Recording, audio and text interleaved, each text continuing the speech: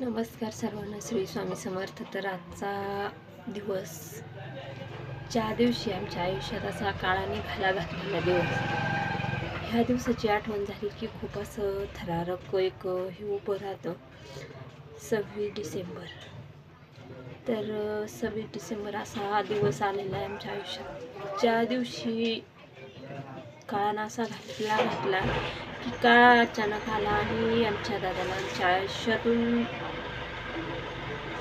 म्हणजे असं एका अगणित असं दुःख घडलं की या दिवसाची जर आठवण जरी आली की बुवा हा दिवस आपल्यासाठी आयुष्यात कसा आहे कसा नाही, या दिवसाची जर आठवण जरी काढली तर ह्या दिवस असं वाटतं की आयुष्य नकोसं असं वाटतं. की कारण या दिवशीच माझा भाऊ देवाने आमच्यातून हिरावून नेला. तर या दिवस असा दिवस कोणाच्याही आयुष्यात येऊ नये. आणि या दिवसाचं म्हणजे एक असं जोपर्यंत आहे तोपर्यंत आठवण राहील की हा दिवस आपल्यासाठी किती काळानं घाला घातलेला दिवस. म्हणजे पूर्ण कोणत्याही दिवसातून एकमेव असा वाईट दिवस म्हणा की आपल्या आयुष्यातला काळा दिवस म्हणा, तर असा दिवस कोणाच्याही आयुष्यात येऊ नये. तर 26 डिसेंबर या दिवशी माझ्या भावाचा ॲक्सिडेंट होऊन त्याचा शेवट झालेला होता.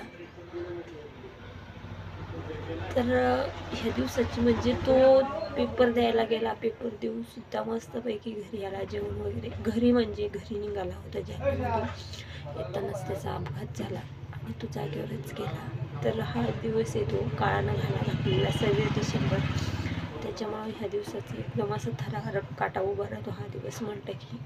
खूप म्हणजे खूप सर्व काही असं आयुष्यातून संपलेलं असा दिवस म्हटलं तरी चालतो. कारण आपण आपल्या घरी तर आहे बरोबर, पण आईवडिलावर किती दुःख म्हणजे देवानं खूपच असं वाईट केलेलं आहे आमच्या आयुष्यात. सांगायला पण चालत नाही, सांगायला शब्द पण नाही.